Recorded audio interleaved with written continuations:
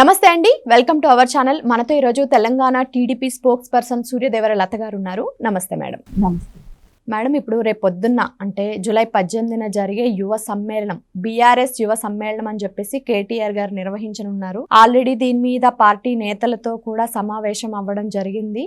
అందులో ఎలాంటి అంశాలు ఉంటాయంటారు? అంటే వాళ్ళు ఇప్పుడు మనకు వచ్చిన సమాచారం ప్రకారం నిరుద్యోగం, యువత అండ్ జాబ్స్ గురించి కానీ వీటి గురించి స్పెషల్గా ఫోకస్ చేయాలి. అంటే యూత్కి ఏం కావాలి, కాంగ్రెస్ ప్రభుత్వం యూత్కి ఏం చేయలేకపోతుంది, సో మన ప్రభుత్వం మొత్తం ఏం చేస్తుంది అని చెప్పేసి in future politics, future elections కూడా ఇప్పటి నుంచే ప్రిపేర్ అవ్వాలి అన్నట్టుగా కూడా పార్టీ నేతల్ని ప్రిపేర్ చేస్తున్నట్టుగా మనకు తెలుస్తుంది.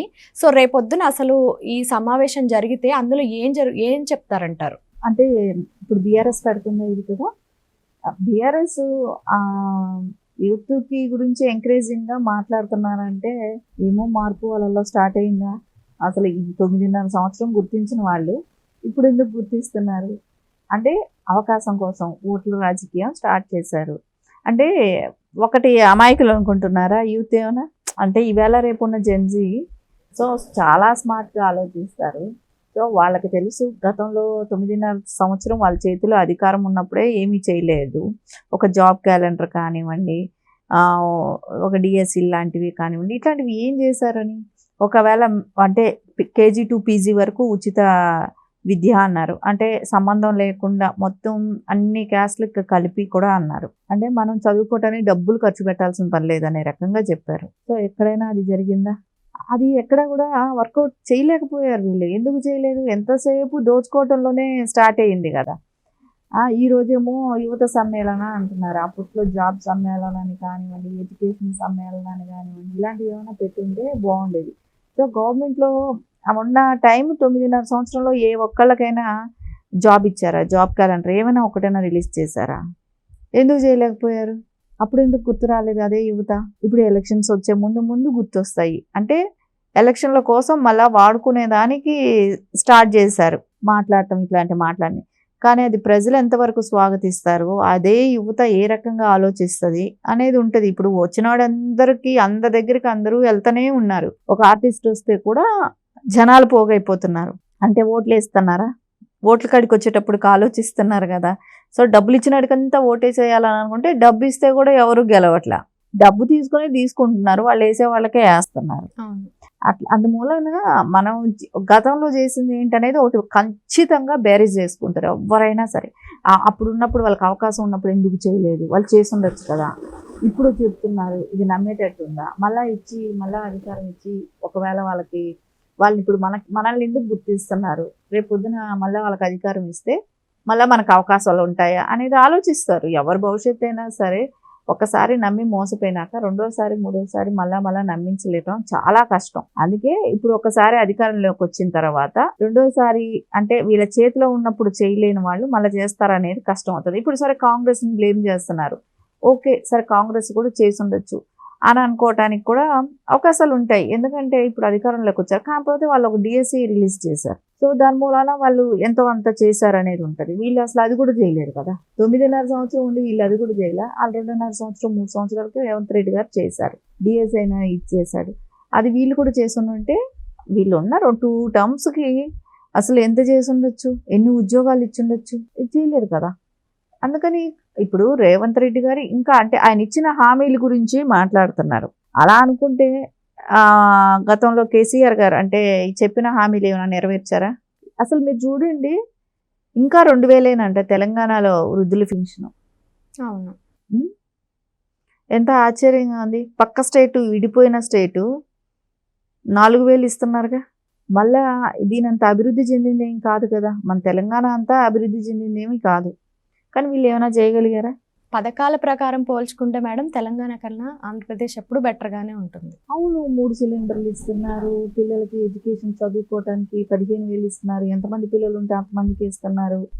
అన్ని ఇస్తున్నారు కదా. ఫ్రీ బస్, వికలాంగ పెన్షన్ కూడా, ఇవన్నీ కూడా ఎక్కువే మేడం. 6,000 వాళ్ళవి. ఇక్కడ 4,000. అక్కడ 6,000.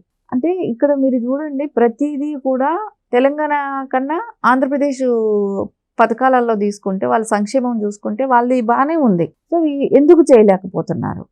అంటే మిగులు రాష్ట్రంగా ఉన్నదాన్ని ఈరోజు అట్లీస్ట్ ప్రజలకు పంచింది ఏమీ లేదు, కానీ వీళ్ళు పంచుకున్నది మటుకు బాగా కనపడుతుంది క్లియర్గా. బీఆర్ఎస్ వాళ్ళు పంచుకున్నది అయితే క్లియర్గా అందరికీ కనపడుతుంది. ఈ రోజున ఎక్కడ చూడు అవినీతి వాళ్ళవి కోకొల్లలు బయట వస్తుంది, కానీ ఆ బయట వచ్చిన దాన్ని కాంగ్రెసే అనగొడుతుంది. ఒక్కరోజు ఏదో మీడియా ముందు మాట్లాడతారు, కానీ రెండో రోజుకి దాన్ని బయట రానివ్వకుండా పోతున్నారు. అంటే ఇక్కడ కాంగ్రెస్లో అనేది ఏంటంటే కాపాడుతూ వస్తుందా అనిపిస్తుంది ఒక్కోసారి బీఆర్ఎస్ని ఏమైనా. ఎందుకంటే వాళ్ళు చెప్పారు కదా, కాళేశ్వరంలో అవినీతి జరిగినప్పుడు ఎందుకు వాళ్ళ మీద యాక్షన్ తీసుకోవట్లేదు బీఆర్ఎస్ మీద. ఫ్రమ్ ద బిగినింగ్ కాంగ్రెస్ చెప్పి వచ్చిందే అదే కదా, అవును. అధికారంకి రావటమే అదే కదా. వాళ్ళు చెప్పింది మేము కాంగ్రెస్ వస్తే మేము అవినీతి ఇది ఫోన్ ట్యాపింగ్ కేసు అన్నారు, ఒకరిద్దరిని అరెస్ట్ చేశారు, అది మూలన పడిపోయింది. కారు రేసుది అన్నారు, అది మరుగున పడిపోయింది. అన్నీ ఇట్లా మరుగున పడిపోతున్నాయి ఎందుకు? మీరు అవినీతి చేశారనేది ప్రజలందరికీ తెలుసు. మీరు చెప్పినా చెప్పకపోయినా, కాంగ్రెస్ వాళ్ళు చెప్పినా చెప్పకపోయినా అందరికీ తెలుసు. కానీ ఎక్కడ రిజల్ట్ కనపడాలి? రిజల్ట్ ఎక్కడ కనపడుతుంది? వీళ్ళ అవినీతిది ఎక్కడైనా బయట వస్తుందా? సో వీటికన్నిటికీ రేపు యువతని పిలిచి యువ సమ్మేళనాన్ని పెడితే అదే యువత అయితే ఆలోచిస్తుంది, వీళ్ళకి గతంలో వీళ్ళ ఆస్తులు ఏంటి, ఇప్పుడేంటి, వీళ్ళు చెప్పేది ఎక్కడైనా మనకు సింక్ అవుతుందా అనేది యువతకి ఇంకా తెలివి ఎక్కువ. ఈవేళ రేపున్న జెన్జీకి మాటలతో చెప్పి కన్విన్స్ చేయలేరు అనేది అయితే బీఆర్ఎస్ వాళ్ళు తెలుసుకోవాలి. అవును మేడం, ప్రస్తుతం ఇంతకు ముందంటే మేబీ అంత బయటకు వచ్చేది కాదు. ఇప్పుడు మనకి సోషల్ మీడియా ఉంది, తప్పేం జరిగింది ఒప్పేం జరిగింది అని ఇమ్మీడియట్గా ప్రతి ఒక్కరికి కూడా తెలిసిపోతుంది.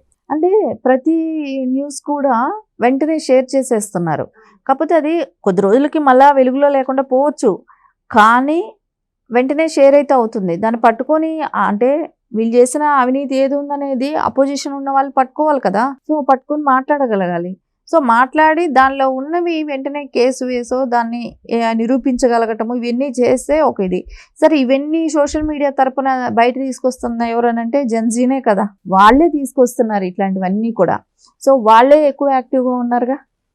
ఇవాళ రేపు ప్రజల కన్నా కూడా అంటే జనరల్గా వాళ్ళ పేరెంట్స్ వరకు వచ్చినప్పుడు వాళ్ళకి ఎంత సోషల్ మీడియా యాక్టివ్గా ఉండటం ఇవన్నీ తెలియపోవచ్చు. ఈవేళ రేపు ఉన్న పిల్లలు అయితే చక్కగా వాళ్ళు ప్రతిదీ సోషల్ మీడియాలో వాళ్ళే పోస్ట్ చేస్తున్నారు, వాళ్ళే షేర్ చేస్తున్నారు, దాన్ని ట్రెండింగ్ చేస్తున్నారు. కాకపోతే దాన్ని పట్టుకోవాల్సిన నాయకులు అయితే పట్టుకోవట్లేదు. ఇప్పుడు అందుకే కదా మేడం వాళ్ళని టార్గెట్ చేస్తూ యువ సమ్మేళనం మొదలుపెట్టినా వాళ్ళకి ఆ టైం వచ్చినప్పుడు ఖచ్చితంగా ఆలోచిస్తారు. ఈ రోజు రేపు ఏదో ఒక హడావిడి చేసి ఇచ్చేస్తారేమో కానివ్వండి, ఖచ్చితంగా వాళ్ళ టైంలో ఓటేసేటప్పుడు సో 2 పార్టీలకు ఇచ్చాము, మూడో దానికి వెళ్దాము డిఫరెంట్గా. ఎందుకంటే తెలంగాణ వచ్చిన తర్వాత అప్పులు పాలయ్యామంటే రాష్ట్రం ఈ దిశలో ఉందానంటే వీళ్ళే కదా కారణం.